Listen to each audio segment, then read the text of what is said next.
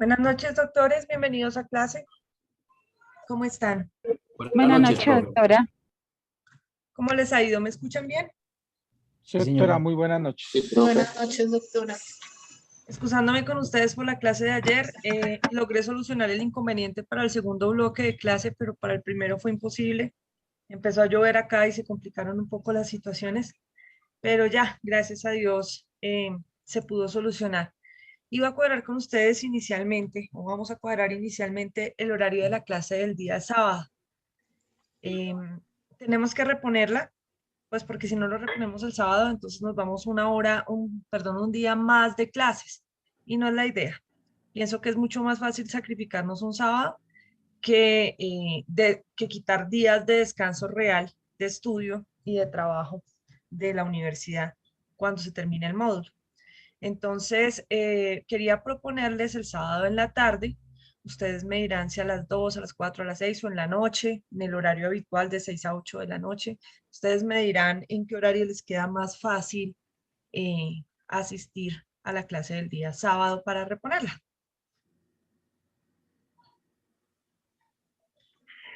Doctores, los escucho. ¿Me oye? Hola, profe. Sí, señora. Buenas noches. Sí, Hola, la profe estamos Olvida, ¿cómo escuchando, está? estamos organizando tiempos. Por mi parte, a mí me gustaría que sea como temprano para que no se nos parta el día, es decir, que no sea al mediodía ni a las 2 de la tarde, sino que sea como más temprano. Pues para así poder nosotros también como tener todo el día para hacer nuestros temas. Comprendo, lo que pasa es que en la mañana sí me es difícil. Mi hijo está en unas clases de refuerzo los días sábados en la mañana, entonces me queda un poco más complicado el sábado en la mañana por esa razón. Ustedes me dirán entonces si fuese posible en la tarde o en la noche, pues para que no se les parte el día, ustedes me dirán en qué hora les queda más fácil. La idea es lograr un consenso, obviamente no todos vamos a estar de acuerdo en la misma hora, pero la idea es hacerlo al menos dentro del sistema democrático que conocemos, que no es el mejor, pero es el más justo, entre comillas. Ustedes me dirán, doctores. Profe, buenas tardes. Buenas tardes. Profe, buenas tardes. Hola, Lady. Sí, profe, bueno, por mi parte puede ser de 6 a 8 para que efectivamente pues no se nos parta el día y no sea de pronto en la mitad, de pronto a algunas personas les toque hacer algo. Pues, puede ser de 6 a 8 el sábado. De 6 a 8 de la noche, me dices tú, Sí, ¿sí? señora. Ok. Miguel Ángel, ¿tú qué opinas? Profe, buenas tardes. Yo iba a proponer, pues no sé si están de acuerdo los compañeros, pues a petición de varios que me están escribiendo, me dicen que de 4 a 6, no sé cómo, pues aquí la mayoría, más de 6, 8 personas están, pues a manera de petición. Yo lo veo más viable de 4 a 6. No sé qué Entonces opinan hagamos una ustedes. cosa. Hagamos una votación y establezcamos los horarios aproximados que están proponiendo y vemos por mayorías cuáles cogen, ¿vale? Denme en un momento que hay una persona, el doctor Arley Rodríguez, con la manito levantada. Señor doctor. Profesora, compañeros, muy buenas tardes, ¿cómo están?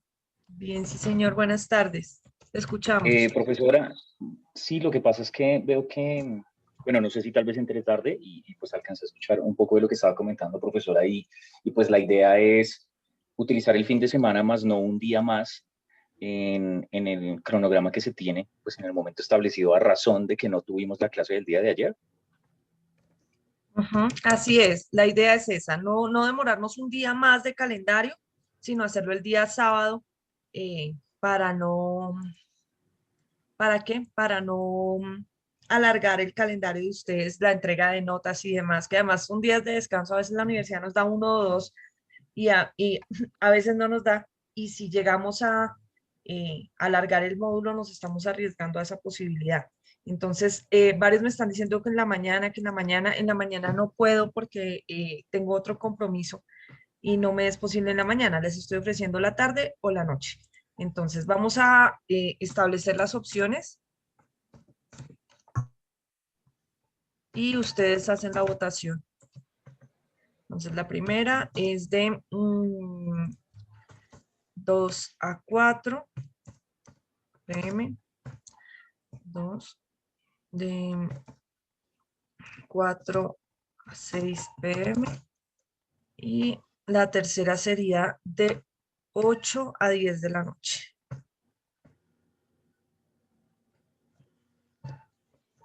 Epa. De 4 a 6, de 6 a 8 sería más bien. De 6 a 8 de la noche, que sería el horario habitual en el que estamos acostumbrados a estudiar. Obviamente no un sábado, pero pues doy esas opciones de 6 a 8 p.m. del día sábado.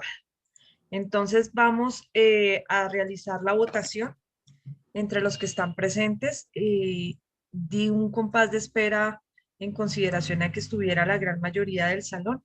En este momento estamos contando con 39, uy, juepucha, 39 nomás. Es decir, más o menos la mitad del curso. No sé por qué se están conectando tan tarde, son las 6:15, ya deberían estar conectados y más teniendo en cuenta que ayer no tuvimos la clase. Aquí siempre empezamos 6:05. Hoy empecé un poquito más tarde por eso, porque veía que estaban demoraditos en conectarse. Entonces, hagamos la votación por manitos, ¿listo? Van a levantar la manito de Zoom, que es la manito de participación, por la opción número 1. Solo voten por una, porfa. La opción número 1. Levanten las manos los que están de acuerdo de 2 a 4 de la tarde del día sábado. Ok. Parece que no hay, así sí hay manitos arriba. Sí hay 1, 2, 3, 4. 4 personas por esa primera opción. 5 ahí en este momento. Entonces, 5 votos. Gracias, por favor, les voy a bajar las manitos a todos. Ok, ya les bajo las manitos. Vamos por la segunda opción, de 4 a 6 de la tarde el día sábado. Para los que están entrando, les comento, por favor, no podemos hacer la clase en la mañana por inconvenientes personales míos. Tengo otros compromisos ya los sábados en la mañana. Entonces, solo podríamos en las tardes y estamos poniendo estos horarios a consideración, que son los que sus compañeros y más o menos pues llegamos a la posibilidad de que fueran esos. Tenemos 8 manos levantadas por el horario de 4 a 6 de la tarde el día sábado. Este sábado, solo este sábado, listo, que es para reponer una sola clase. 9 manos. 10. ¿Ya? Listo. 10 votos. ¿Listo? Ya les bajo la manito a todos. Listo. Y ahora vamos por el horario de 6 a 8 de la noche.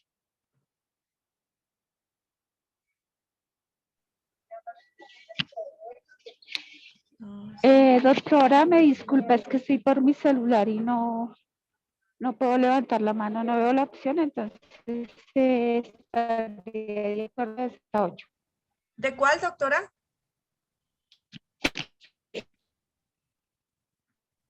Dijo de 6 a 8. ¿Dijo de 6 a 8? Ok. Serían 16 votos entonces, teniendo en cuenta que hay 15 manos levantadas y ella que interviene, entiendo que para de 6 a 8, entonces serían 16 manitos levantadas. Gracias, doctores. Siendo así, entonces, por mayoría se escoge el horario de 6 a 8 de la noche del día sábado para evacuar la clase. Por favor, entonces, lo colocan en el WhatsApp del grupo para que los compañeritos que no están en este momento conectados sepan que vamos a tener la clase a esa hora por disposición de ustedes en la mayoría de los que estaban conectados. ¿Listo? Gracias. Listo, doctores. Entonces, comencemos. Ahora sí con nuestro tema de clase. Gracias. A ustedes. Mi doctor Ríos, ¿tienes alguna pregunta? Doctora, qué pena, buenas noches. Buenas noches. Es a solicitar un permiso. Lo que pasa es que la compañera Diana Paola Rodríguez tiene una calamidad familiar porque se le falleció la abuelita, entonces ella no puede asistir a la clase, profe. Era para eso. Diana Paola Rodríguez me dice, espérate un momentico, anotamos el nombre de ella. Para Sí, que señora, Caro no le profe, ponga gracias. falta. Diana Paola. Rodríguez. Listo. Gracias, doctora, muy amable. A ti. Ok, listo, mis doctores. Gracias, doctor Daniel. Entonces, vamos a comenzar con nuestra clase, la que teníamos prevista para el día de ayer. Nosotros habíamos culminado el procedimiento contencioso, el procedimiento administrativo ordinario al estudiar el proceso completo de revocatoria directa de los actos administrativos, los recursos correspondientes y los diferentes momentos en que se interviene por parte del Estado, que son los actos, los hechos y las operaciones administrativas. El día de hoy vamos a hacer un recuento frente a un caso en concreto en donde se pueden ver todas las actividades que hemos aprendido hasta el momento. Esto es, si hay actos, si hay hechos, si hay operación, los recursos, incluso la vía constitucional, y vamos a dar el primer paso hacia la vía contenciosa administrativa. El día de ayer subí a la plataforma, está subido el caso que vamos a analizar, que es el caso Gustavo Petro, y eso está en la sesión del día de ayer. En la del día de hoy aparece 2 links adicionales que vamos a estudiar el día de hoy también, y que sirven como para profundizar parte del tema con el que vamos a empezar al terminar el análisis del caso de Gustavo Petro, que se refiere específicamente a la iniciación del procedimiento contencioso administrativo a través de los denominados medios de control. ¿Listo? Entonces, entremos en materia. El caso que vamos a analizar, Gustavo Petro tiene muchos casos, pero este que vamos a analizar es uno que me parece especialmente relevante para el aprendizaje de la materia.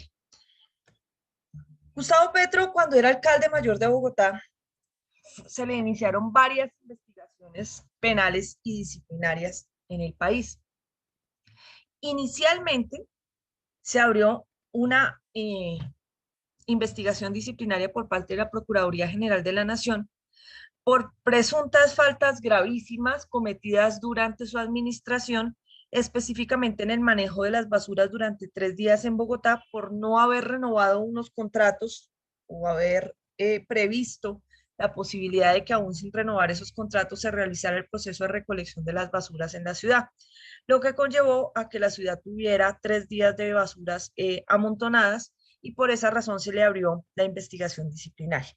Varios de nosotros recordamos ese proceso porque pues aquí todos no somos ni tan viejos ni tan jóvenes como para no tenerlo presente. Entonces, vamos a analizar ese caso en concreto. Después de que la Procuraduría inició la investigación correspondiente, se procedió a emitir un fallo. Ese fallo es un acto de carácter administrativo y es un fallo emanado de la Procuraduría General de la Nación. En ese fallo se dispuso primero declarar disciplinariamente responsable de 3 faltas gravísimas a Gustavo Petro en su condición de alcalde mayor de Bogotá. En segundo lugar, se le impuso como consecuencia de eso una sanción mixta. La primera, concerniente en destitución inmediata del cargo para el cual había sido elegido y que se encontraba desempeñando en ese momento, que era el de alcalde mayor de Bogotá. Se le impone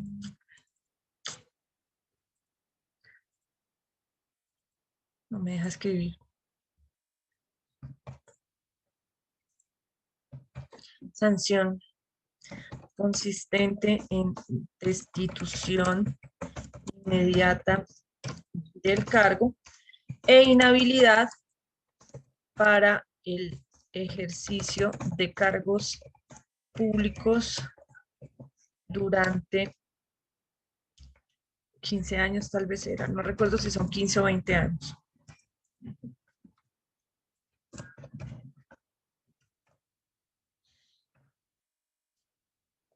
Ese fue el acto administrativo de carácter sancionatorio que inicialmente se profirió por la Procuraduría General de la Nación.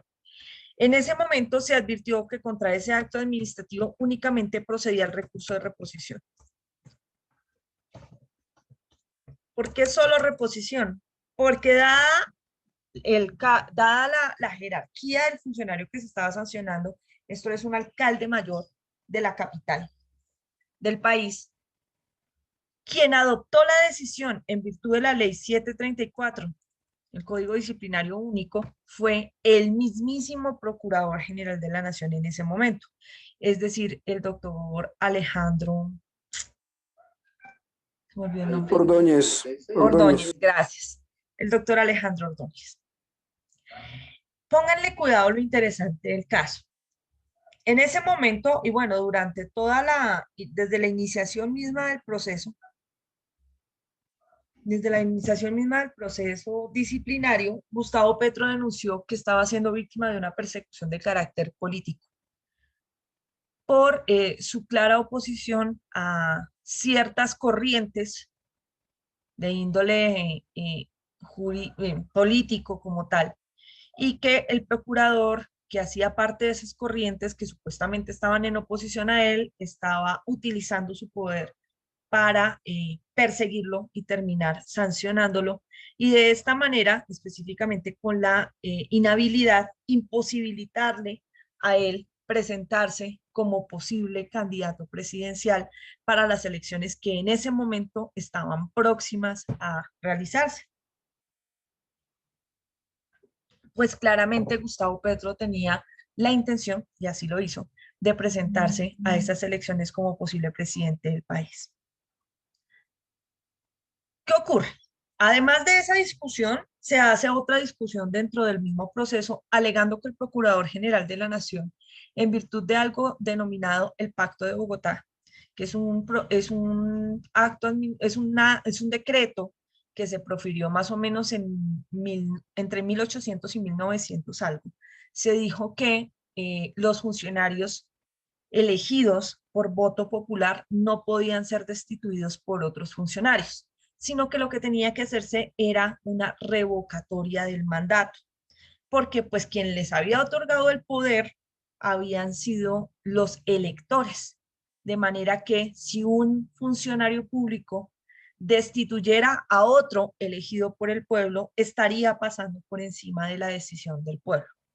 Entonces, eso fue parte de la argumentación, además del hecho de que, pues obviamente ellos decían que no había existido tal falta disciplinaria y demás, y la Procuraduría General de la Nación en ese momento hizo algo que nunca había pasado antes, y es que procedió a televisar y transmitir por internet, por su página, en vivo, la audiencia de lectura de decisión del fallo correspondiente.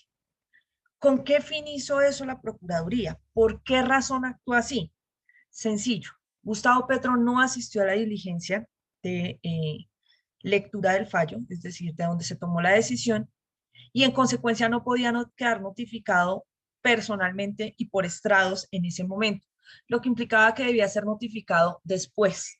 La Procuraduría tenía gran afán de iniciar los trámites correspondientes al recurso de reposición, y se decía que lo que buscaban era poderlo sacar cuanto antes del cargo. Por esa razón, no solamente lo televisaron y lo transmitieron en vivo por su canal de YouTube no, sino por su canal oficial de la Procuraduría, por la página web de la Procuraduría, sino que además dieron rueda de prensa específica a todos los medios de comunicación. Esa fue una jugada maestra de la Procuraduría para que los medios buscaran a Gustavo Petro y empezaran a preguntarle sobre el fallo, sobre qué iba a hacer frente al fallo. ¿Por qué? Porque como no se había logrado aún notificar personalmente, si Gustavo Petro se refería al contenido del fallo, iba a quedar notificado por conducta concluyente, que implica que cuando las personas no se pueden notificar y no se puede establecer que se notificaron personalmente, si de alguna de sus manifestaciones se logra establecer que conocen la decisión, se concluye, por eso se llama conducta concluyente, de esas manifestaciones, de esa conducta en donde mencionan algo del fallo, se concluye que la conocen y en consecuencia se empiezan a correr los términos para interponer los recursos. Gustavo Petro, pues, fue entrevistado por distintos medios de comunicación, a varios de ellos no quiso responderles nada, y a uno que otro les contestó que él no tenía ningún conocimiento sobre la decisión de la que le estaban hablando y que estaba esperando a ser notificado. No sabía absolutamente nada y ya. Entonces la Procuraduría no pudo hacer lo que pensaba, que era iniciar los términos por conducta concluyente para los términos de los 10 días para interponer el recurso de reposición. Sin embargo, en menos de 3 días, Gustavo Petro se presentó ante la Procuraduría General de la Nación y se notificó del fallo. Entonces, como nosotros hemos venido viendo aquí, este es un acto administrativo de carácter general o particular. Particular y concreto, muy bien. Acto administrativo de carácter particular, el cual, como les dije, se notificó. ¿Por qué? Porque contra él procedía al menos un recurso que era el de reposición. Empezaron pues muchos abogados a decir que no había nada más inútil que el recurso de reposición, y más en este caso teniendo en cuenta que el procurador mismo se había personado del caso y había tomado la decisión. De manera que primero bajaba a Jesucristo a revocar esa decisión que el procurador. Entonces, que era absurdo presentar el recurso de reposición. No obstante lo anterior y contra todo pronóstico, los abogados de Gustavo Petro interpusieron el recurso de reposición dentro del término. Como ellos interpusieron el recurso de reposición en menos de 5 días incluso, para evitarse que de pronto le declararan vencido el término, la Procuraduría General de la Nación, en un segundo acto sin precedentes, falló en 2 días. Es decir, presentan el recurso y a los 2 días falla la Procuraduría el recurso. Y expide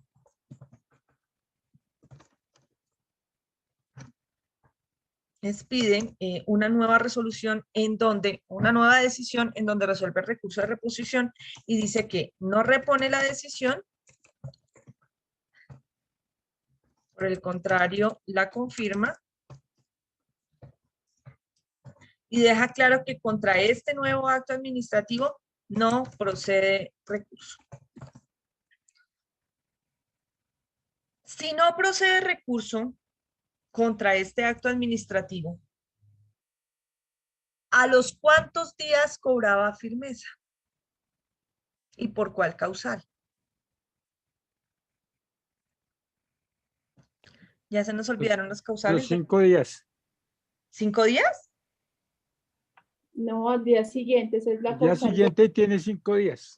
no, la causal 2 el día siguiente de proferir eso, es decir, si fue hoy, mañana cobraría firmeza, ¿no, profe? Porque es al día siguiente. Al día siguiente de la comunicación de la resolución de los recursos, es decir, este acto administrativo de acá, el acto que estamos viendo, que es el que resuelve la reposición, había que comunicarlo, había que dárselo a conocer a Gustavo Petro. Y la comunicación, una vez se hiciera efectiva, la comunicación o el término corría al día siguiente de la comunicación del acto administrativo frente a la firmeza. Entonces quedaba en firme la causal 2, cuando se resuelvan los recursos interpuestos. Bueno, cuando se comunique la decisión de los recursos interpuestos. En este caso, la Procuraduría lo comunicó y lo difundió ampliamente. Lo comunicó por medios de comunicación, lo puso así de grande en su página web y adicionalmente le mandó copia del acto administrativo con constancia de notificación personal, de comunicación personal, perdón, a Gustavo Petro el mismo día. De manera que eso fue rapidísimo la comunicación. ¿Para qué? Porque recuerden que estando en firme el acto administrativo, es posible ejecutarlo. Es decir, pasar a la materialización de la voluntad. Y eso quería decir que Gustavo Petro podía ser destituido de inmediato al día siguiente de la comunicación del acto administrativo. Eso era lo que se pretendía. que con la ejecutoria del acto administrativo que imponía la sanción, la ejecutoria que generaba, que se generó, en este caso específico, se generó el mismo día, tanto para el primero como para el segundo de los actos, es decir, al día siguiente de la comunicación, se pudiera sacar a Gustavo Petro del cargo de alcalde mayor de Bogotá. El procurador Ordóñez salía por medios de comunicación, recuerdo ese día, dijo, ya tenemos una decisión en firme y ejecutoriada. Perdón, y con capacidad de ejecutoria, así que la vamos a ejecutoriar. Y de inmediato la Procuraduría General de la Nación se va a poner manos a la obra para hacer cumplir su decisión.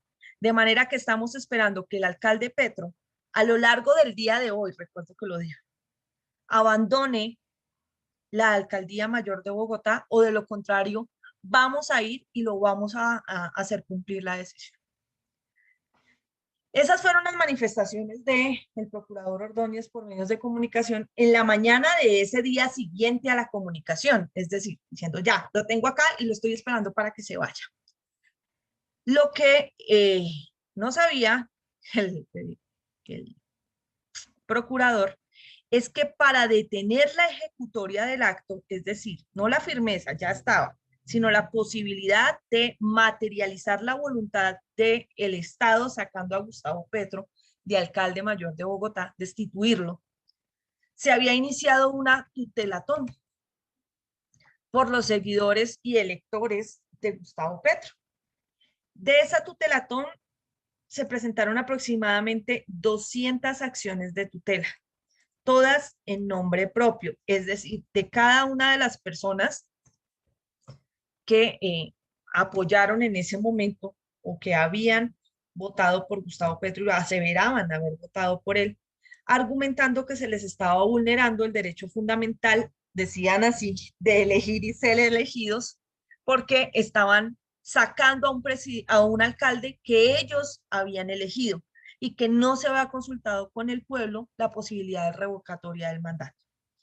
De esas 200 tutelas, todas ellas, porque eran calcaditas, eran el mismo formato, todas ellas iban con medida provisional, es decir, pidiéndole al juez que dentro de las 48 horas siguientes al recibo de cada una de las acciones de tutela, determinara si procedía o no la medida cautelar para suspender temporalmente la ejecutoria del acto administrativo. ¿De cuál acto? De este acto administrativo de acá, de este. Es decir, detener la sanción. ¿Por cuánto tiempo? Por 10 días. ¿Por qué? Porque ese era el tiempo que se iba a tomar el juez para fallar la tutela. De esas 200 tutelas, prosperó una sola, pero con eso fue suficiente. Entonces, ese mismo día que se recibió la acción de tutela, que fue curiosamente el mismo día, ellos ya venían planeando todo, los abogados de Gustavo Petro, que fue el mismo día en que el procurador dijo que lo iba a sacar porque ya tenía la ejecutoria, de esa acción de tutela se sacó la medida provisional, y la medida provisional dijo, detengan la ejecutoria del acto por 10 días. O sea, por 10 días no lo pueden tocar, y sigue siendo el alcalde por 10 días, mientras decidimos. Y finalmente a los 10 días, efectivamente dijeron que se estaban vulnerando derechos fundamentales de la persona, concedieron la acción de tutela, volvieron la medida provisional en permanente y dijeron que no podía ser destituido el alcalde de la manera en que había sido destituido por la Procuraduría General de la Nación, sino que debía revocarse el mandato. Y que eso no se había intentado, no se había hecho, y entonces hasta que no se hiciera, pues no se podía. La Procuraduría impugna la tutela. ¿Listo? Obviamente el procurador no se iba a quedar con esa, y entonces impugna la acción de tutela, y en segunda instancia de la acción de tutela, la acción de tutela es revocada. Y dicen, yo no sé qué estaría pensando ese juez de primera instancia, dice la segunda instancia, y dice, porque realmente aquí lo que hay que declarar es improcedente esa acción de tutela, al igual que las otras 199 que se habían presentado, y en consecuencia revoca. Al revocarlo, vuelve otra vez a nacer la ejecutoria, y entonces el procurador dice, ahora sí, lo vamos a sacar, se acabó. Y en ese momento le comunican, esto es muy tenaz, le comunican al procurador una decisión de la Comisión Interamericana de Derechos Humanos, una medida cautelar en donde dicen quietos. A Gustavo Petro no lo tocan porque le están vulnerando el derecho a ser elegido, además del debido proceso dentro del país.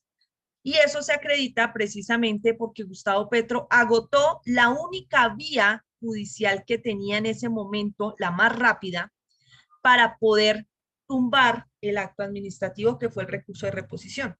Por eso fue que lo interpusieron.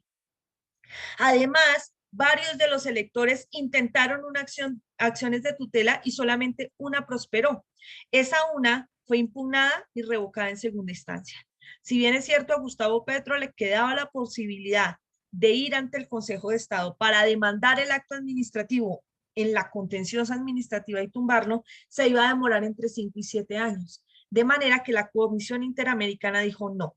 Mientras se inicia el Consejo de Estado y falla, la comisión va a proteger a Gustavo Petro y no lo pueden tocar. Entonces el procurador se quedó con un acto administrativo en firme y sin poderlo ejecutar, sin poder sacar a Gustavo Petro. Tiempo después, los abogados de Gustavo Petro, ya teniendo la seguridad de la medida cautelar de la Comisión Interamericana, iniciaron el procedimiento contencioso administrativo ante el Consejo de Estado,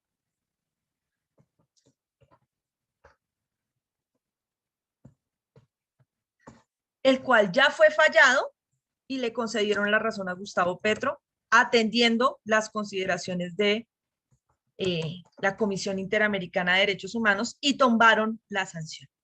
Eso quiere decir que por esa razón Gustavo Petro no solamente terminó triunfalmente su periodo en la alcaldía, él salió un día de la alcaldía, un día o dos de la alcaldía, y volvió al cargo por la decisión de la Comisión Interamericana, porque se suspendió la ejecutoria del acto administrativo.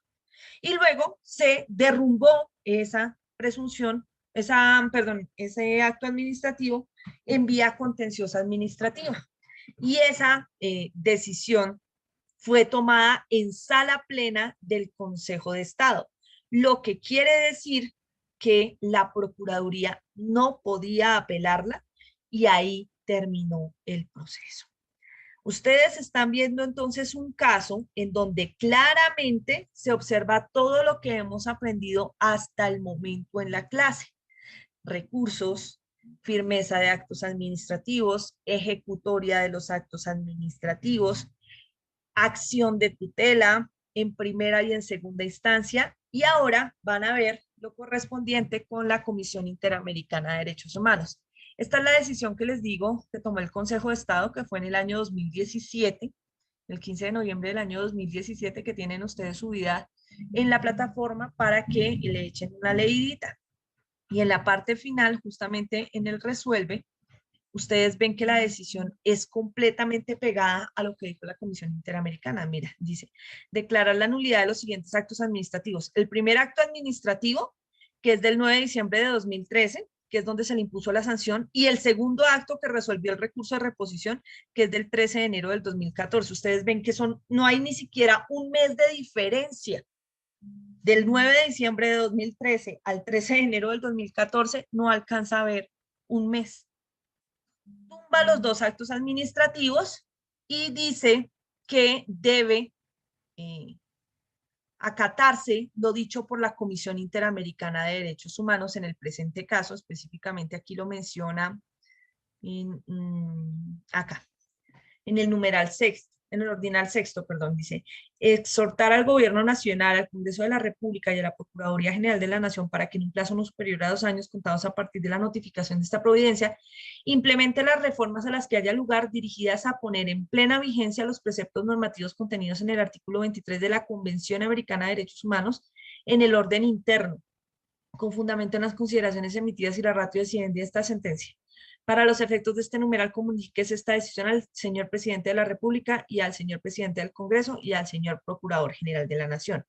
Lo más interesante de este caso es que se inicia por una acción de nulidad con restablecimiento del derecho, en ese momento Se inició así por parte de los abogados de Gustavo Petro y el Consejo de Estado hace un estudio y dice, bueno, el restablecimiento del derecho aquí es relativo porque pues Gustavo Petro pudo terminar su periodo como alcalde. Sería terrible donde no lo hubiera terminado, pero lo cierto es que sí salió por un tiempo, 1 o 2 días,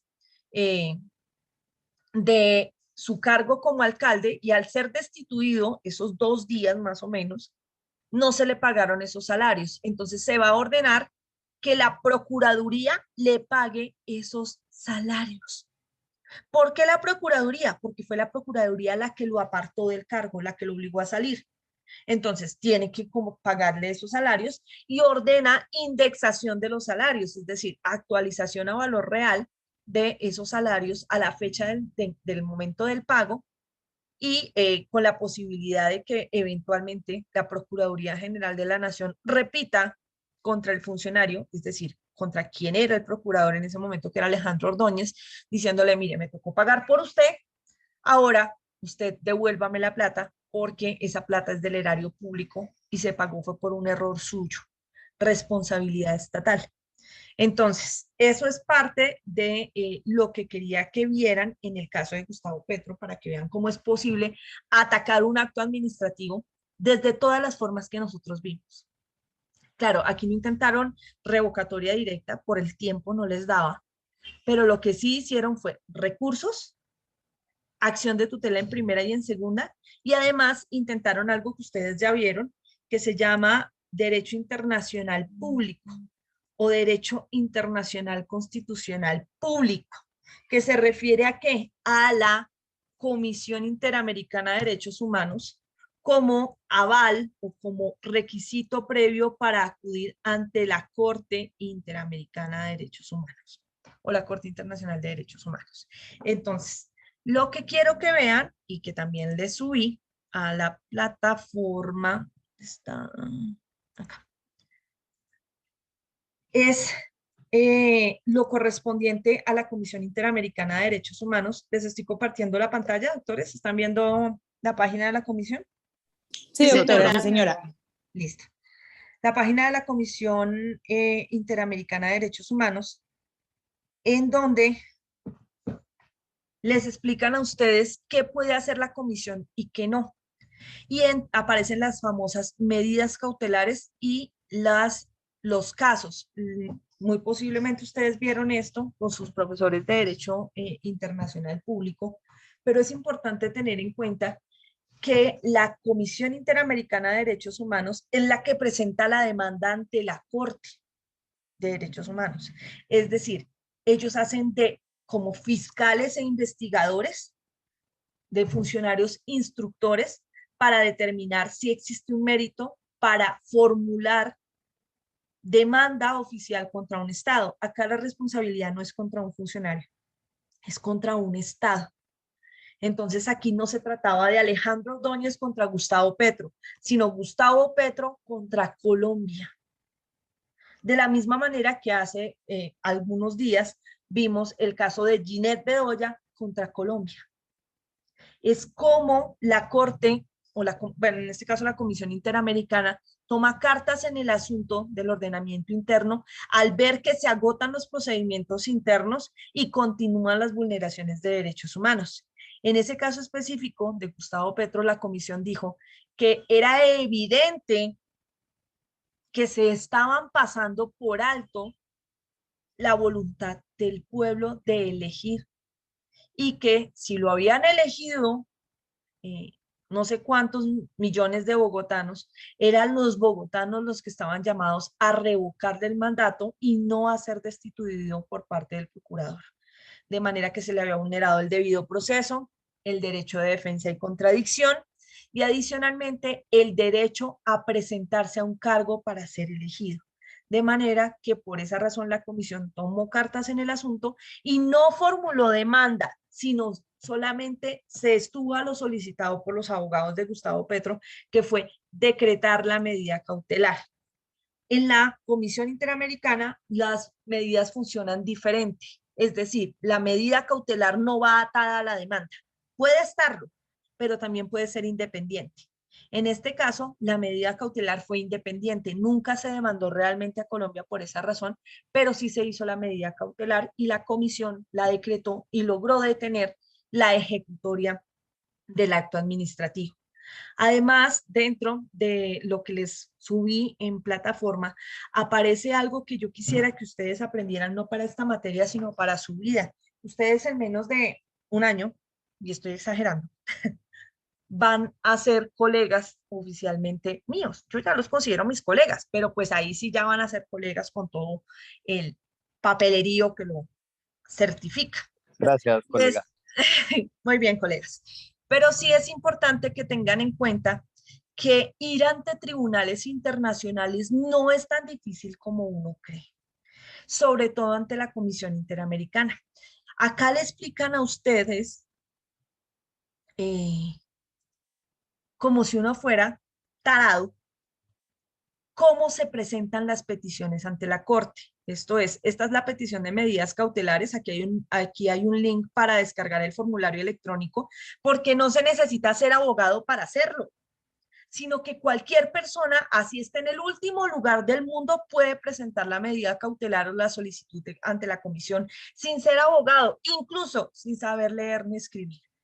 Puede hacerlo, porque esto tiene el mismo campo de protección, pero más grande que una acción de tutela. Es igual. Entonces, lo que hace la comisión es facilitar el procedimiento. Y imaginemos lo siguiente: líderes indígenas en cualquiera de los países que suscribieron el convenio para el reconocimiento de la Comisión Interamericana de Derechos Humanos en sus respectivos territorios, que estén siendo perseguidos, que no tengan acceso a Internet, que no sepan leer o escribir, pues tienen la posibilidad más fácil de poderlo hacer. Si no tienen que acudir a un abogado ni pagar honorarios ni nada de eso, sino solamente comunicándose con la comisión por alguno de los medios que se hace o diligenciando, pidiéndole el favor a alguien que les ayude a diligenciar el formulario. El formulario se puede diligenciar y enviar por internet, que es un formulario muy sencillo de llenar. Acá lo van a ver incluso. ¿Dónde está? Es que yo tengo un usuario en la comisión, porque tengo casos en la comisión, entonces no me deja verlo aquí. Aquí está. Sistema de petición y casos, Acá les explica a ustedes cómo se hace y en la parte final aparecen los formularios, tanto de la comisión, perdón, tanto de la demanda para presentar, para la solicitud de petición para presentar una demanda ante la comisión, como la de medidas cautelares. Miren la de medidas cautelares. Así de pequeña es. Es todo lo que tienen que hacer. Llenar esto y listo. Y aquí está esta petición inicial. Esta es la solicitud que se levanta ante la comisión para que reconozca si existe o empiece la investigación para determinar si existe o no vulneración a un derecho humano por parte del Estado. Es importante tener en cuenta que lo primero para que proceda la jurisdicción de la Comisión Interamericana de Derechos Humanos es que estemos ante uno de los países que han suscrito el convenio correspondiente a la designación o el reconocimiento de la jurisdicción en sus territorios de la Comisión Interamericana de Derechos Humanos. Entonces aquí nos dicen exactamente, bueno, aquí están los derechos que protege, algunos, porque son muchísimos más los que protege. Mira, aquí aparece derecho a la vida, reconocimiento de personalidad jurídica, integridad personal, libertad, garantías, legalidad, el derecho de toda persona a ser indemnizada conforme a la ley en caso de haber sido condenado por una sentencia infirme por error judicial, que eso lo vamos a ver acá, la responsabilidad del Estado por error judicial.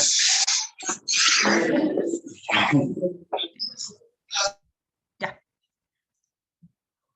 Derechos al buen nombre, a la libertad, al debido proceso y demás que se establezcan de alguno de estos convenios internacionales.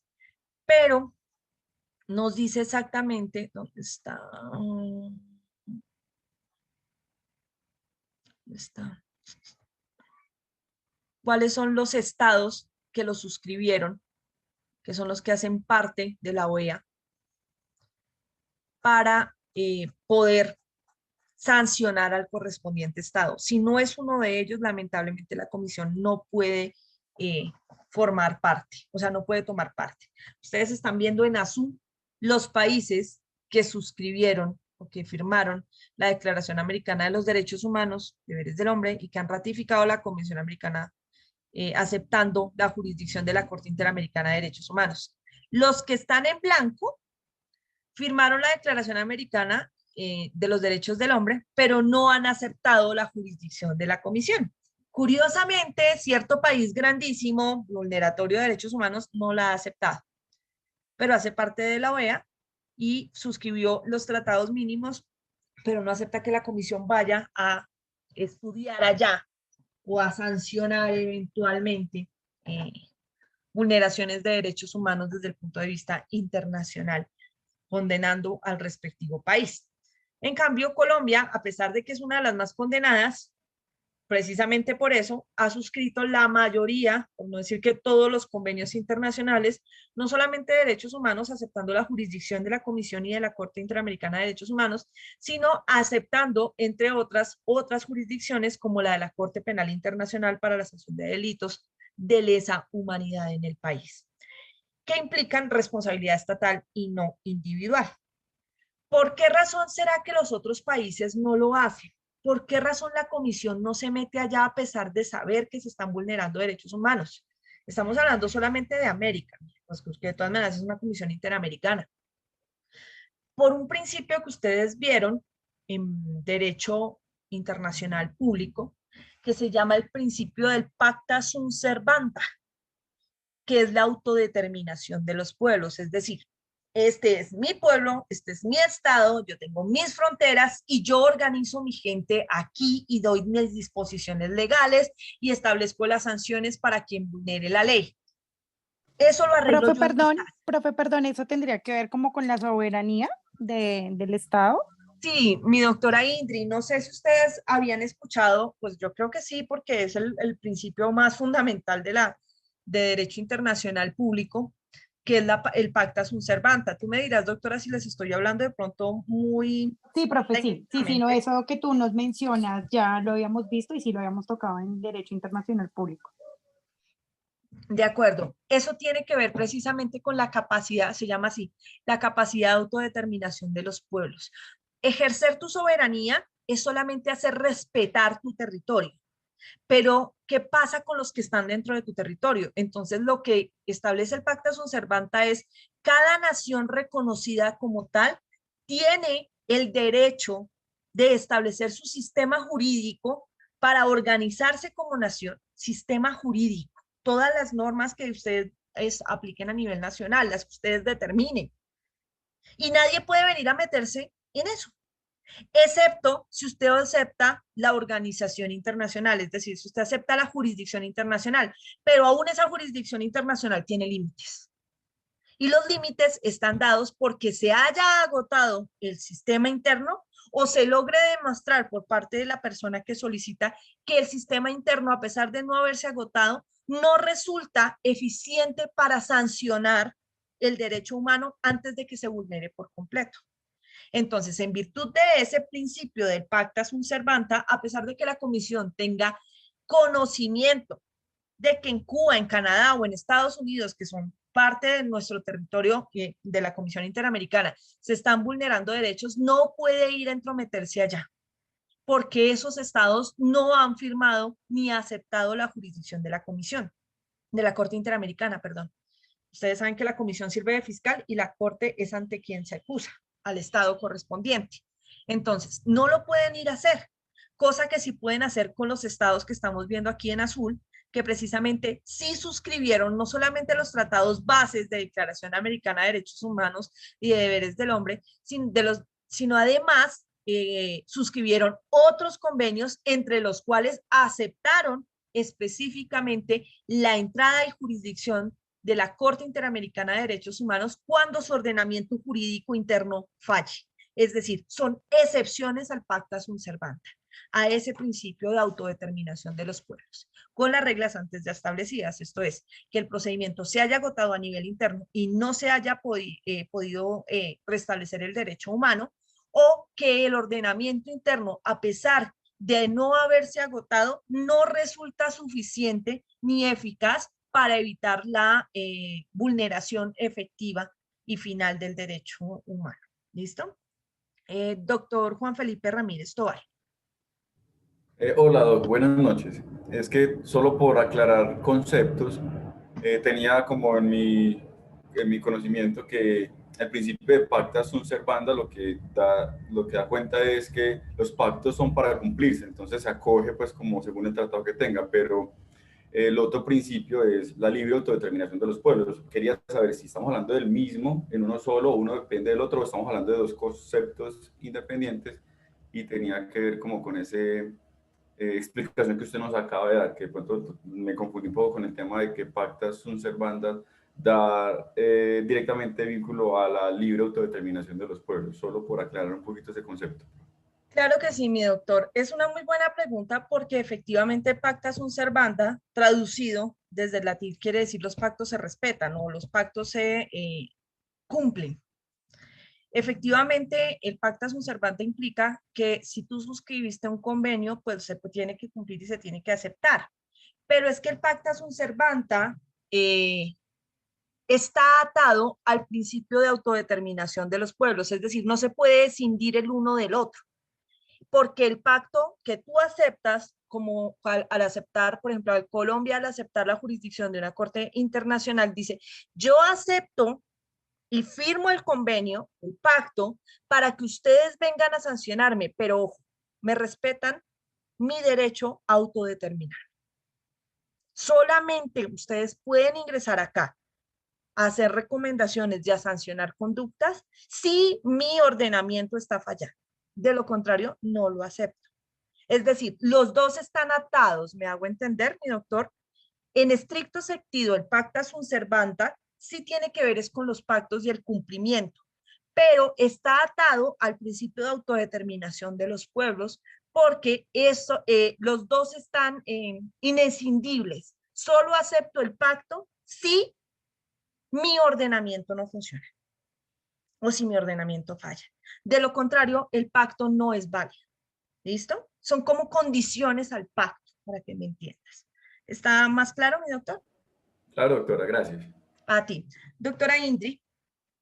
Profe, y referente a lo que acabas de mencionar, ¿no sería contraproducente para el país darles como esa potestad, o bueno, lo que estás diciendo, para que condenen a la nación cuando el aparato judicial pues ha cometido esos errores? O sea, ¿no sería como un arma de doble filo darles esa potestad a esa corte? Claro que sí. Es un arma de doble filo y por eso es que Colombia, entre otros países, es señalado como uno de los más vulneradores de derechos humanos, pero es porque los otros no han aceptado la jurisdicción. Entonces, claro, a eso no los pueden castigar y nadie sabe lo que pasa allá, o todo el mundo sabe, pero ante la comunidad internacional no está. Lo que pasa es que esto depende, es de un principio que no voy a sostener aquí, y es el mismo principio bajo el cual cobramos los abogados, que se llama el principio del secundum marranus, es decir, según el marrano. Claro, como Colombia es un país tercermundista que no tiene el poder de Estados Unidos o de Canadá, si quiere obtener ayudas económicas internacionales, apoyo contra la delincuencia, el favor de Estados Unidos, le exigen que tiene que respetar derechos humanos, cosa que ellos no lo hacen. Y lo obligan a suscribir los pactos. Lo obligan entre comillas, claro, no lo pueden obligar, sino que le dicen, oye, ¿tú quieres ayudas? ¿Quieres que invirtamos acá?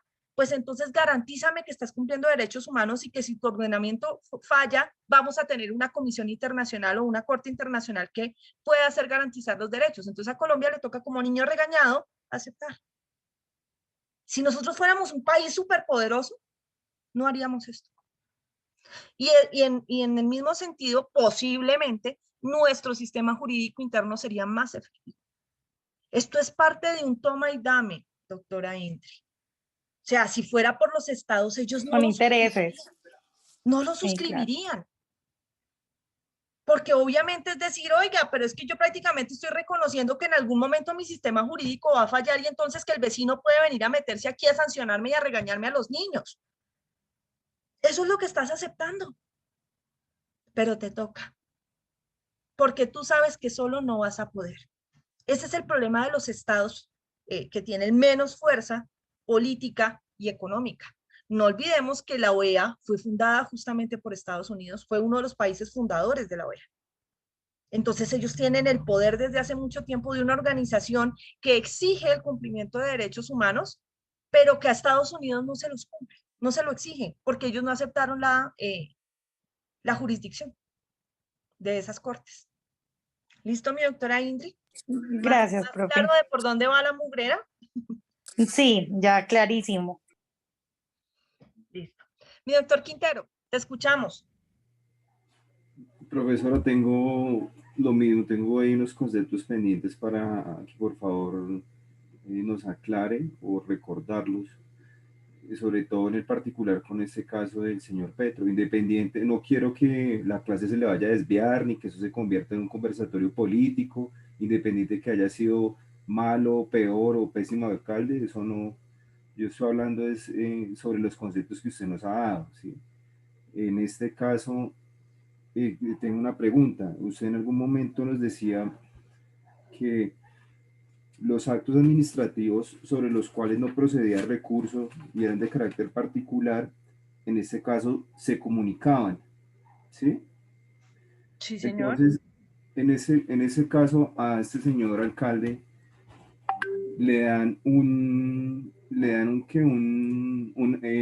profieren una decisión o dan una decisión de destitución. Interpone el recurso el que tenía en ese momento, que era el de reposición. En contra de ese acto ya no procedía recurso.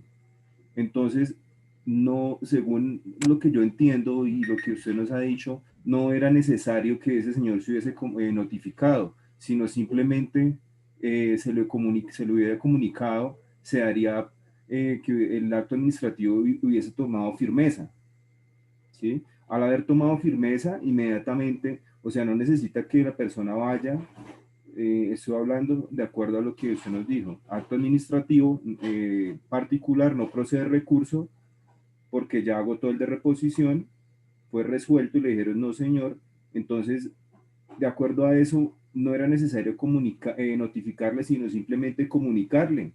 Si él no fue y no se notificó, pues el acto administrativo inmediatamente hubiese tomado firmeza, de acuerdo a este numeral 2 del 87, el artículo 87, que dice: desde el día siguiente a la publicación, comunicación o notificación de la decisión sobre los recursos interpuestos. Entonces, la otra inquietud, una es esa.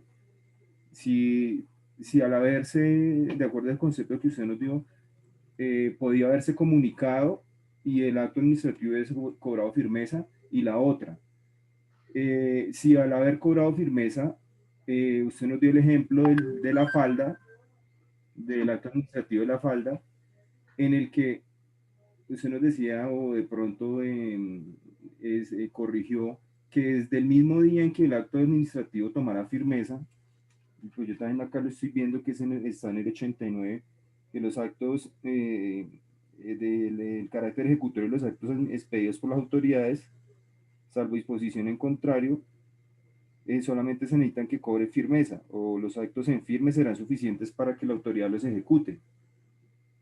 Entonces, si ese señor no fue notificado, si no se le hubiese comunicado, o sea, no habría sido mucho más fácil, o sea, a partir de ese momento, haber tomado la decisión y ejecutarla, o sea, desde el mismo día en que hubiese tomado firmeza ese acto administrativo. Y la otra, la tercera, que esa sí está más fácil.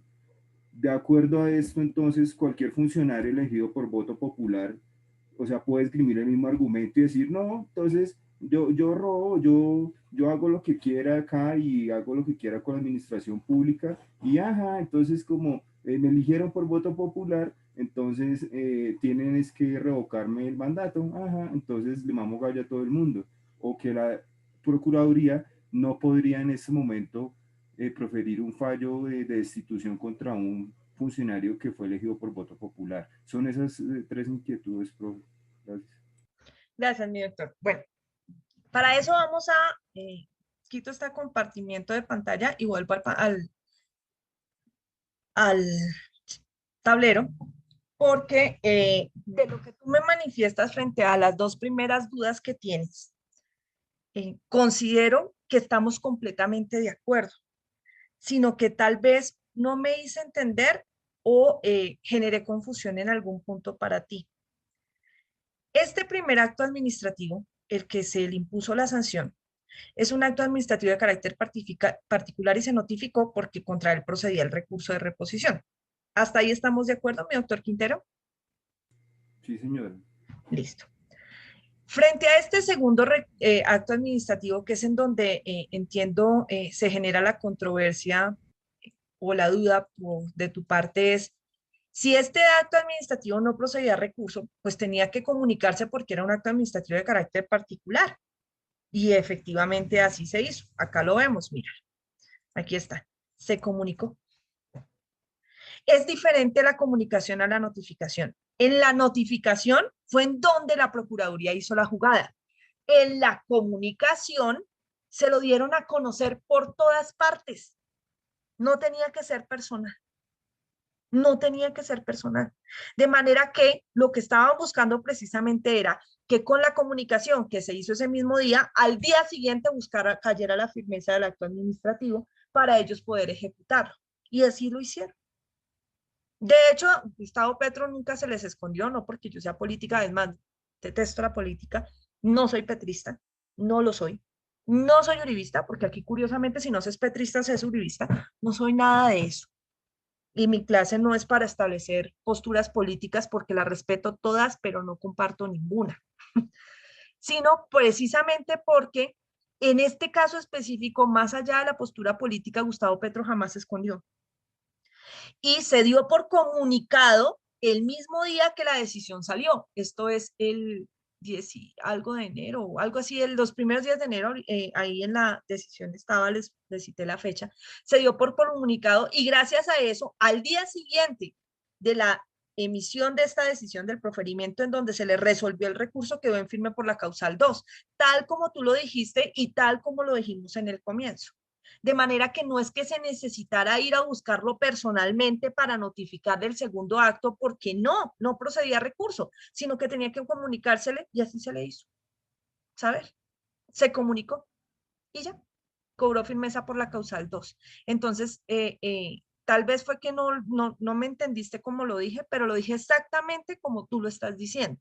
Es decir, que se comunicó el acto, que no había necesidad de notificarlo, por ser un acto administrativo de carácter particular contra el cual no procedía recurso y que cobró firmeza al día siguiente de la comunicación por la causal 2. Y en consecuencia, por eso se buscó hacer la ejecutoria de inmediato. Frente a tus dos preguntas iniciales, ¿estamos claros, mi doctor Quintero? Sí, o sea que él en ese caso sí fue destituido. No. Haya sido un día o 2 días. Sí, fue destituido, pero no en este momento, no en el momento en que cobró la firmeza. Porque a pesar de que lo iban a ejecutar de inmediato, porque ya podían, y tú tienes toda la razón en eso, una vez en firme se puede correr la ejecutoria. Una vez lo iban a hacer, les notificaron la medida provisional de esta acción de tutela que detuvo la ejecutoria. Entonces no la pudieron ejecutar, porque había un juez constitucional que la suspendió por 10 días, la ejecutoria. Y luego ese mismo juez constitucional convirtió la medida provisional en medida definitiva en el fallo y dijo que tutelaba el derecho y que no podían sacar a Petro por esa razón. Y luego ya en segunda instancia es cuando la revocan y entonces vuelve la ejecutoria, pero la detiene la medida cautelar de la Comisión Interamericana y se queda suspendida completamente la ejecutoria hasta que finalmente el contencioso administrativo tumba la decisión y nunca lo pudieron destituir más allá de 2 días. El tiempo que lo destituyeron, que fue muy poco, insisto, no recuerdo si fue 1 o 2 días, pero en todo caso no fue más de una semana. Ese tiempo que lo lograron destituir fue el paso entre estas dos situaciones. Espérenme un segundo, aquí se señala una flecha. Entre la revocatoria, es decir, la impugnación del fallo de segunda instancia de la tutela y la llegada de la Comisión Interamericana, o sea, de la decisión de la Comisión Interamericana. Ese tiempo fue el único que les estuvo afuera. Que insisto, si no fueron 2 días, fue menos de una semana. No fue más. No. Y entonces, como consecuencia de la medida cautelar, tuvieron que reintegrarlo al cargo porque se detuvo la ejecutoria. A pesar de que sí la habían logrado ejecutar durante 2 días, o sea, llegaron y lo sacaron, se detuvo la ejecutoria permanente del acto administrativo y en consecuencia tuvieron que regresar las cosas a su estado anterior y devolver al alcalde Petro. Y de Petro terminó cumpliendo su periodo electoral completo y hasta el punto que se pudo presentar, gracias a la suspensión de la medida cautelar, se presentó en las elecciones como posible o como posible presidenciable, que no quedó, pero pues ahí estaba. Y ahora que ya se le tumbó la inhabilidad y la posible destitución por este caso, pues tiene la posibilidad de volverse a presentar en otro. Claro, ahora hay 2 investigaciones más de la Procuraduría en curso y otras de carácter penal, que incluso ayer creo que le cerraron una o algo así, pero no han salido necesariamente favorables para los intereses de lograrlo como detener en su carrera política. Y el punto es que a este momento Gustavo Petro no tiene inhabilidad para ser elegido como presidente. El problema es que si en algún momento alguno de esos fallos resulta en contra de él, pues le va a generar inhabilidad sobreviniente y en consecuencia lo van a tener que bajar del cargo. Nunca ha pasado que un presidente genere inhabilidad estando en el cargo, pero si se llega a presentar tendría que haber nuevas elecciones. Frente a la tercera pregunta, mi doctor Quintero, que se refiere a, entonces ahorita todos van a venir a decir lo mismo y que no los pueden destituir, sino que tienen que revocarles el mandato. En la decisión del Consejo de Estado que les publiqué hace un momento y que está en plataforma, se dan unas recomendaciones al Congreso de la República para que a más tardar en 2 años adopte en el ordenamiento interno las medidas necesarias y establecidas por la Comisión para garantizar este derecho. Es decir, que las personas elegidas por voto popular no puedan ser destituidas. Que no puedan ser destituidas, salvo las excepciones de ley. ¿Por qué? Porque, por ejemplo, hay un medio de control que nosotros vamos a ver que se llama la pérdida de investidura, que implica de una u otra manera la destitución, y son funcionarios públicos elegidos por voto popular. Pero existe un procedimiento específico para poderlo hacer. No es un funcionario el que lo está haciendo, es una corte, específicamente es el Consejo de Estado el que lleva los procesos de pérdida de investidura. ¿Ves? Pero es que aquí lo que se cuestiona es que un solo funcionario haya tomado la decisión. Incluso reiterativamente, después del alcalde Petro, llega Peñalosa y después de Peñalosa llega Claudia, y en los 2, durante sus periodos de elección, se intentó revocatoria del mandato, no destitución. Más allá de la sanción disciplinaria, insisto, no es que se le haya negado la posibilidad a la Procuraduría de sancionar disciplinariamente a los funcionarios públicos elegidos por voto popular. Lo que se le está segregando la posibilidad es de destituirlos, pero aún así el ordenamiento jurídico no es claro y definitivo en tomar una postura en decir nunca lo puede hacer o sí lo puede hacer. Entonces, las recomendaciones que se hicieron por parte del Consejo de Estado y el exhorto fue para que en 2 años se cumpliera. En el año 2019 no salió el ordenamiento legal correspondiente a eso.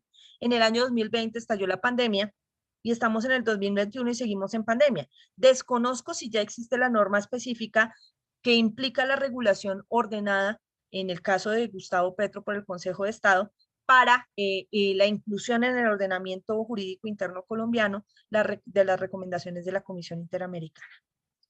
¿Me hice entender, doctor Quintero?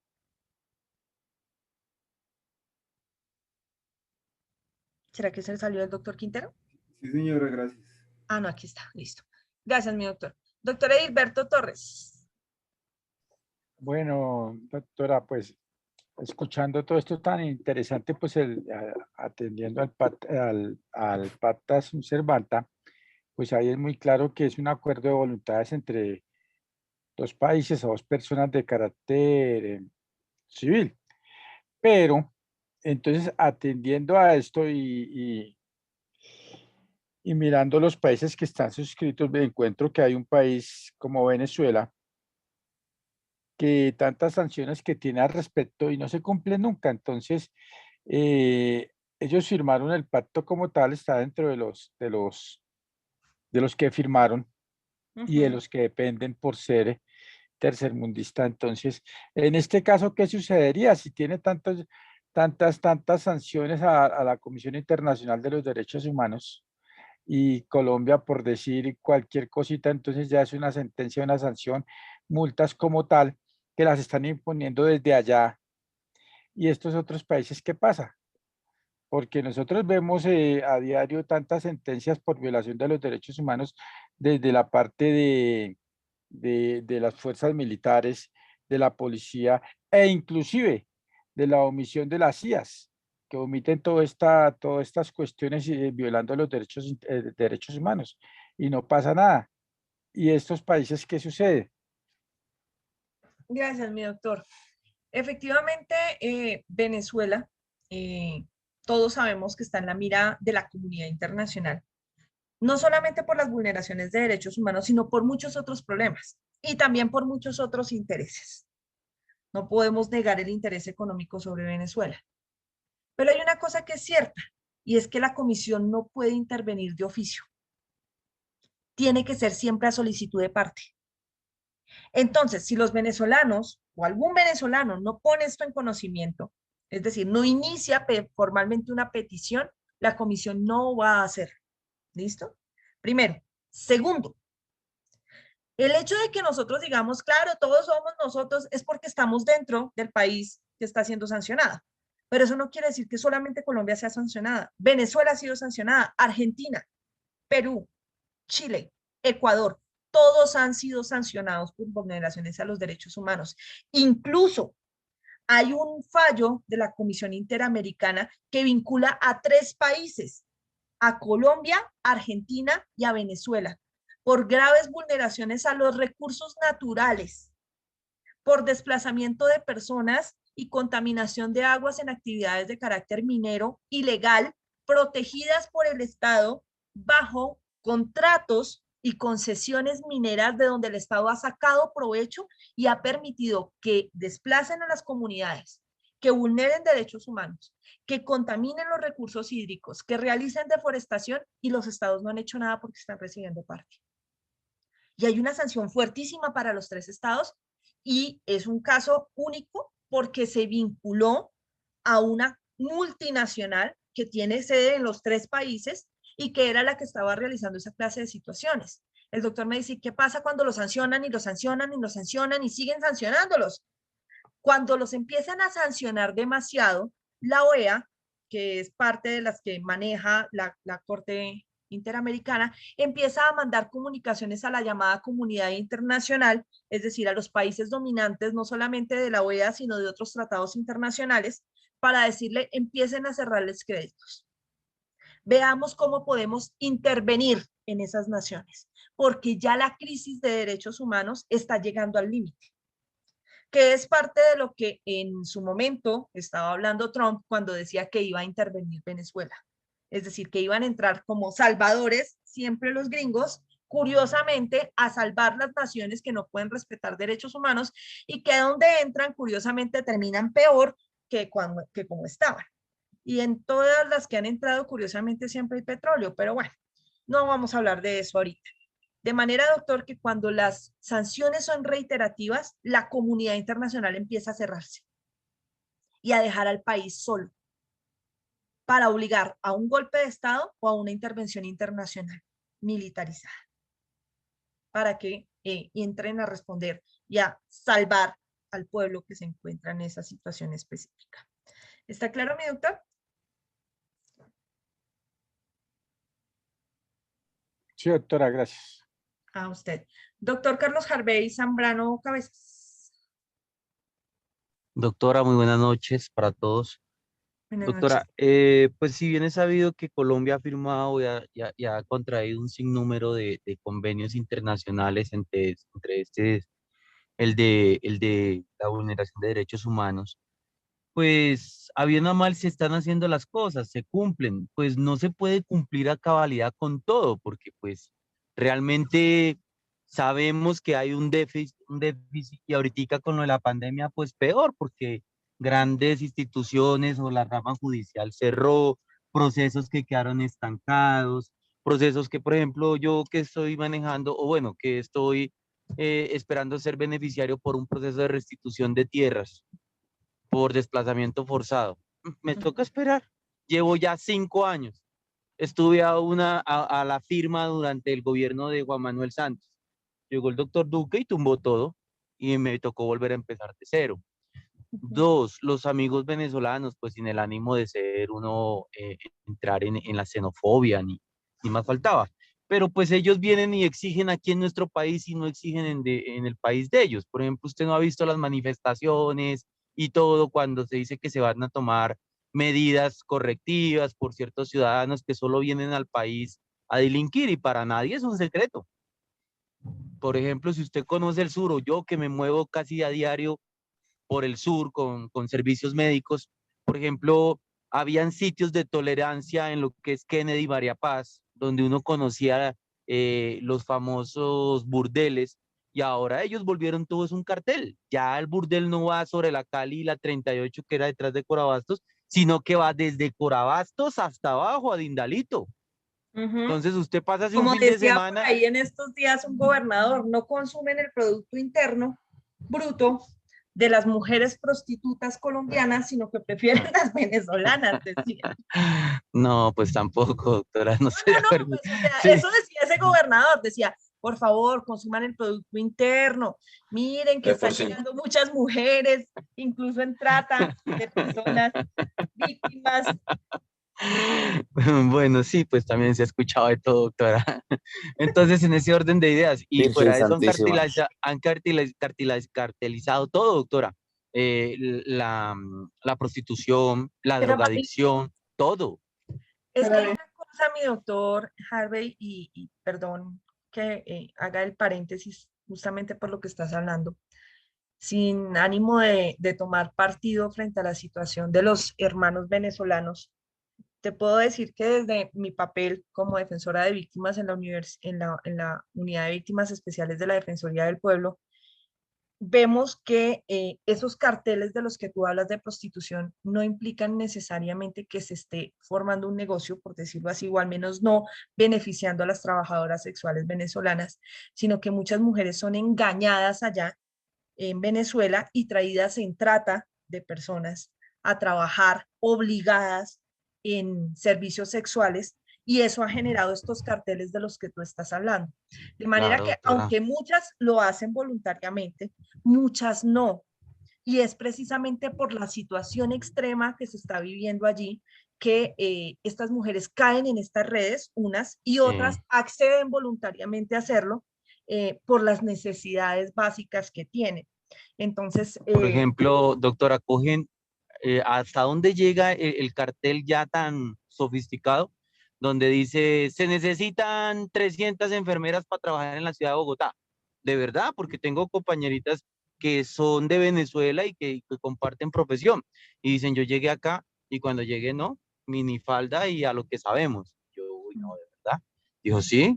Y desde allá nos traían con el cuento de que íbamos a trabajar como enfermeras y con lo nuevo que ofreció o sea, en la el Defensoría gobierno del y todo. Pueblo y la Fiscalía General de la Nación hacemos redadas todo el tiempo precisamente porque muchas de estas mujeres no solamente son traídas en trata, sino están siendo víctimas de secuestro y de feminicidios cuando se rehúsan a hacerlo. A ellas no les pagan en su gran mayoría cuando están dentro de estas redes, sino que incluso las mantienen, las vuelven adictas a los alucinógenos, las mantienen encerradas, curiosamente en apartamentos del norte de Bogotá, no en burdeles, sino en apartamentos que son alquilados en lugares muy exclusivos de la ciudad, en donde meten 3, 4 mujeres en diferentes alcobas, las mantienen encerradas y los clientes llegan al apartamento, que es un conjunto residencial como cualquiera, nadie sabe lo que está pasando allí, y obligan a estas mujeres a atender en ocasiones hasta 20 hombres al día.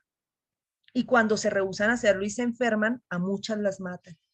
Entonces, realmente, o sea, este drama que estamos viviendo con la comunidad venezolana es el drama que sufre mucha gente en muchos países del mundo, que no estoy diciendo que es que está bien o que está mal, sino que tampoco hay que establecer reglas generales para considerar, pues, en el caso específico que tú mencionas de las redes de prostitución, que las venezolanas se volvieron acá, pues, a acrecentar el negocio de la prostitución y a ganarse un montón de plata con la prostitución, sino que muchas de ellas están en la situación que te estoy comentando. Entonces, es difícil establecer reglas generales cuando incluso muchas colombianas han sido llevadas a redes de prostitución en Europa, en Asia, y las mantienen cautivas, como en algún momento o como están en este momento muchas mujeres venezolanas obligadas a prestar servicios sexuales en contra de su voluntad. Entonces, pues es como difícil tocar ese tema como tan álgido, pero es parte de la vulneración de derechos humanos que está sufriéndose precisamente por encuentros políticos, porque esto no es más que tensiones de carácter político frente a ideologías cambiantes en el continente, como son las dictaduras militares, las ideologías de izquierda, las ideologías de derecha, los absolutismos frente a izquierda o derecha, que generan en últimas que cuando haya absolutismo, ya sea de izquierda o sea de derecha, se generen estas vulneraciones de derechos humanos y que la historia nos ha enseñado que se repiten una y mil veces sin importar cuántos muertos se cause. Con tu venia, cerramos el tema del asunto de las mujeres venezolanas, las vulneraciones de derechos humanos y los negocios en los burdeles, independientemente de eso. ¿Tenemos alguna otra pregunta frente a lo que estamos viendo de cómo se puede llegar a acoplar el derecho administrativo con el derecho constitucional y ahora con el derecho internacional público para lograr detener la ejecutoria de actos administrativos dentro del ordenamiento jurídico colombiano? Mi doctor Gabriel Jerónimo Useche Vera.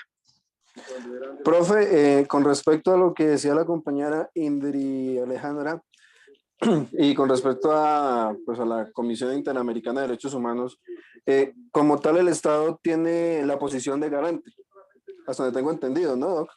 Y hablamos de que pues las personas acuden al Estado y agotan todos los recursos para que sean atendidos con respecto a la violación de sus derechos humanos, y cuando el Estado no responde como tal, ahí sí la persona entra a acercarse a la comisión para que sean atendidos. Lo que sí quisiera, pues de pronto, Doc, que me colaborara ahí, porque pues realmente sí me enreda un poquito eso.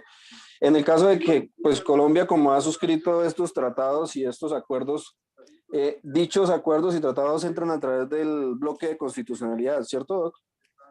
Sí, sí, señor. Ustedes vieron pues las dos modalidades del bloque de constitucionalidad. El bloque de constitucionalidad en abstracto y en extenso, que tiene de hecho dos aplicaciones distintas a nivel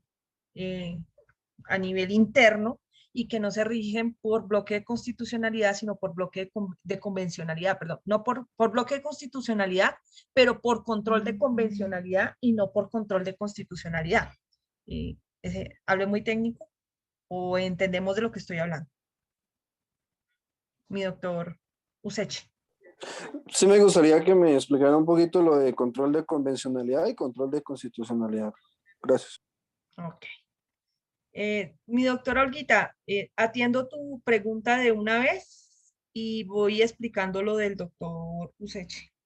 Listo, profe, es que me quedó una duda y es lo que se está explicando de cómo se unen los derechos, bien, lo entendí, pero cuando las cosas que hicimos el ejemplo de las resoluciones y de la revocatoria, me quedó una duda y fue, si está en curso el recurso de reposición y el de apelación, ¿se puede interponer la revocatoria sin que hayan decidido esos recursos? Es que ese día, pues usted en ese momento había dicho que sí se podía, pero entonces me quedó la duda porque Pepito Pérez interpone el recurso de reposición y en subsidio de apelación, pero él dice, no, pues no me voy a esperar, de una vez interpongo la revocatoria. ¿Es posible? Sí, señora. De hecho, Olguita, tú que siempre estás tan atenta en clase, recordarás que el día lunes abordamos ese tema justamente del ejercicio y vimos por qué razón es posible hacerlo y en qué condiciones es posible hacerlo. Es decir, cuando logramos solicitar la revocatoria directa de los actos administrativos por las causales 2 y 3 2 o 3 del 93, y no por la causal 1. Si lo intentas por la causal 1, a la vez que estás ejercitando recursos, sea que se te hayan resuelto o sea que no se te hayan resuelto, va a generar improcedencia. Pero si logras en un caso concreto, como el de Pepito Pérez, que vimos el día viernes, adecuar la revocatoria directa por la causal 3, esto es por el agravio injustificado de una persona, es posible solicitar la revocatoria a la par. Ah, listo, profesor. No sé, es que tal vez no entendí muy bien. No hay iba a problema. preguntar para no quedar con la duda. Gracias, profe. Ok, no hay problema. Listo, mis doctores. Esto no es de mi materia, pero pues es que yo detesto dejarlos a ustedes con dudas porque después entonces me siento hablando sola. ¿Listo? Nosotros vimos en alguna de las materias, muy posiblemente también en constitucional o en derecho internacional público, el llamado bloque de constitucionalidad. Nosotros dentro del bloque de constitucionalidad vimos que esto es parte del nuevo o del neopositivismo.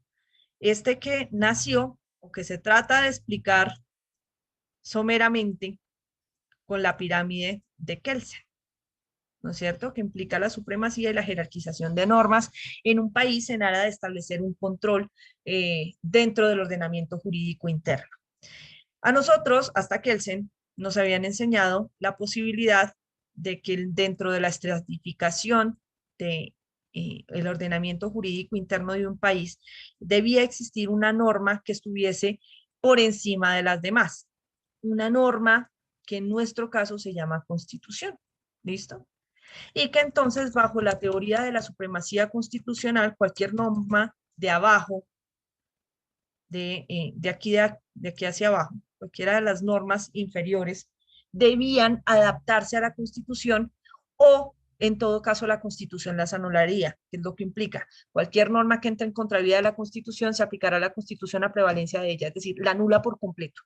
Siempre será la Constitución.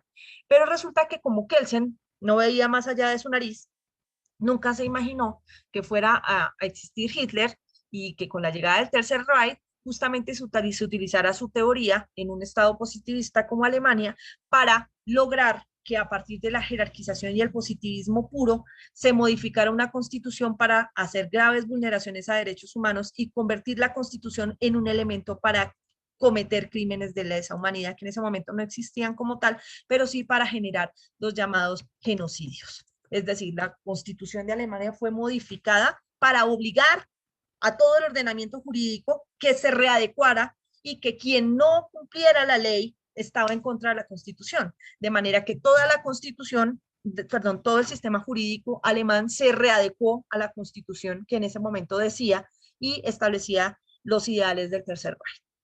Bajo ese presupuesto es que cuando cae el Tercer Reich surge una nueva corriente llamada el neopositivismo que dice necesitamos una legislación de respaldo, que es la que se crea a través de los tribunales de Nuremberg, patrocinada por la OEA, curiosamente también, y por la Organización de Estados Americanos, en donde se dice necesitamos legislación de respaldo para que si alguien más vuelve a tumbar la Constitución, tengamos esa legislación de respaldo que garantice la prevalencia de los derechos humanos, a pesar de que la Constitución de un respectivo país diga que se pueden vulnerar.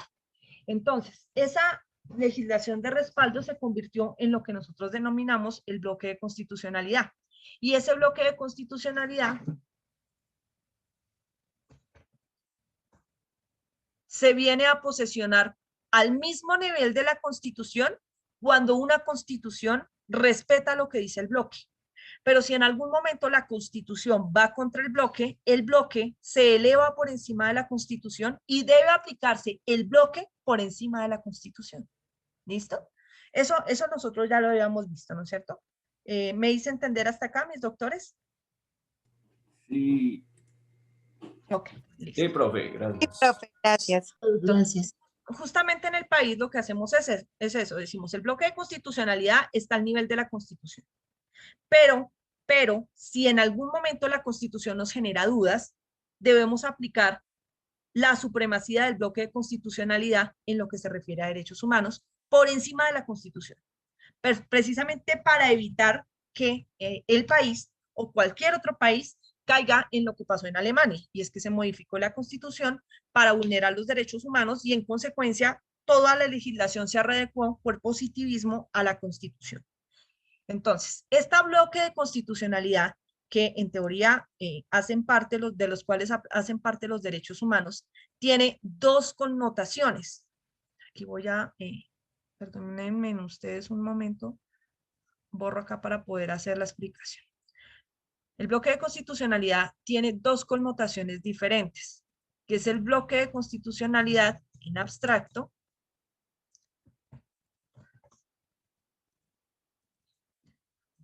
y el bloque de constitucionalidad en concreto. A nosotros nos enseñaron muy posiblemente que el bloque de constitucionalidad se refería a todos los tratados internacionales suscritos por Colombia, pero no es así.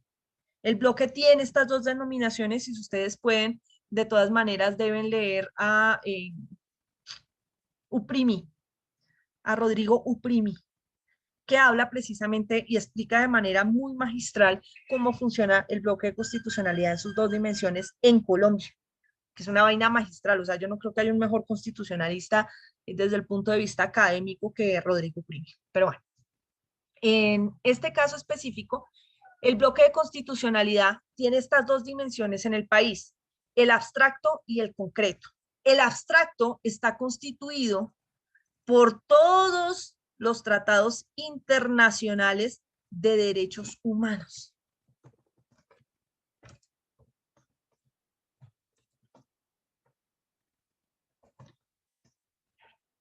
Todos.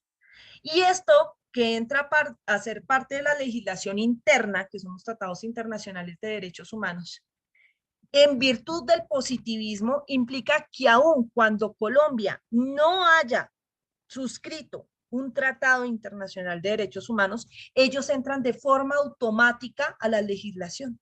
Por eso es que se llaman en abstracto, porque no siempre sabemos cuáles son. Hay unos que hemos ratificado y otros que no se han ratificado. Entonces, todos aquellos que no se han ratificado, pero que en algún momento puedan tener conexión con un tratado internacional, perdón, con un derecho humano, hacen parte de la legislación interna colombiana, así no hayan sido suscritos. Ahora, los tratados internacionales o el bloque de constitucionalidad en concreto se refiere a tratados internacionales de otro índole, los cuales sí deben ser ratificados. Sí se necesita suscripción y aceptación y ratificación por parte del Congreso a través de una ley específica. Esos tratados internacionales en concreto se refieren, por ejemplo, a los tratados internacionales de comercio, los llamados TLCs, tratados de libre comercio. Estos también hacen parte del bloque de constitucionalidad, pero no en abstracto, porque necesitan una ratificación y tienen que ser readecuados, o sea, tienen que ser adaptados al país y ratificados al país a través de una ley. ¿Listo? Entonces, ¿qué ocurre? Cuando nosotros hablamos de constitucionalidad o control de constitucionalidad de una norma, que curiosamente eso nos sirve para empezar el tema del que vamos a hablar. Cuando hablamos de constitucionalidad de una norma, estamos hablando de control de constitucionalidad. Esto es el control que ejercen la Corte Constitucional a través de las llamadas sentencias tipo C, ¿no es cierto? Que es hasta donde nos enseñaron a nosotros. Pero en esta materia vamos a ver que no solamente el control de constitucionalidad lo ejerce la Corte Constitucional, sino que también lo ejerce el Consejo de Estado. Y el Consejo de Estado lo ejerce frente a los llamados actos administrativos, que es el control de constitucionalidad, que es el primer medio de control que vamos a hacer, que es el artículo 135 del CEPACA. Entonces, cuando estamos hablando de control de constitucionalidad, desde la Corte Constitucional estamos viendo si las leyes en un momento dado pueden contraviar la Constitución. Si la contravían, entonces la Corte Constitucional saca una sentencia tipo C, readecuando esa ley, es decir, declarándola exequible o inexequible o condicionalmente exequible, para regular el ordenamiento jurídico y que la Constitución se respete como supremacía constitucional. Pero cuando estamos en sede de actos administrativos, con las excepciones que vamos a ver ya mañana, porque son las 7:42, estamos hablando de control de constitucionalidad por parte del Consejo de Estado. Todo eso es constitucional, o sea, constitución por encima de normas y por encima de actos administrativos. Pero ¿qué pasa cuando el ordenamiento jurídico no vulnera la Constitución, sino que vulnera alguno de los tratados del bloque de constitucionalidad? Si no se refieren a alguno de los derechos humanos ratificados por Colombia, específicamente señalados en la Constitución, no estaremos hablando de un control de constitucionalidad, sino de un control de convencionalidad, es decir, determinar si el ordenamiento jurídico colombiano, incluyendo la Constitución, está irrespetando alguno de los tratados del bloque de constitucionalidad. Entonces, ahí no se hace control de constitucionalidad porque no es la Constitución contra las normas, sino es el tratado internacional contra el ordenamiento jurídico colombiano. Por eso se habla de control de convencionalidad. Profe, ¿quién hace el control de convencionalidad? La Corte Constitucional también. ¿Listo? ¿Quedó un poco más claro, mi doctor Useche? Sí, doctora, muchas gracias, yo la envío. Ok, listo. ¿Alguna otra duda específica sobre este asunto de los bloques, los controles internacionales y la aceptación de jurisdicciones internacionales para poder incluso suspender ejecutorias de actos administrativos en el país? Ok, listo. ¿Qué vamos a hacer? Para mañana, ustedes van a revisar el contenido del artículo 135 del CEPACA. Con esta explicación del día de hoy, damos terminado el procedimiento administrativo ordinario. Mañana comenzamos con el procedimiento contencioso administrativo, es decir, ya todo lo que vimos es cuando no podemos solucionar el problema entre la entidad y el particular o entre entidades. Entonces, ¿qué vamos a hacer ahora? Vamos a llevar nuestro litigio, nuestro problema a la jurisdicción contenciosa administrativa. Y ahora quien va a decidir no es la entidad, sino es un juez de la República solucionando un proceso originado a través de una demanda en donde se interpone o se inicia un medio de control administrativo, dentro de los cuales está el primero que vamos a ver, que es el 135 del CEPACA, que es justamente el control de constitucionalidad o la llamada nulidad por inconstitucionalidad que ejerce el Consejo de Estado respecto de actos administrativos. Doctores, como siempre es un gusto, lamento enormemente no haberlos visto ayer, pero confío entonces en que el sábado repondremos la clase correspondiente. Dios los bendiga, que descansen y que estén muy bien. Buenas noches. Muchas gracias, Muchas gracias, doctora. feliz noche. Feliz noche.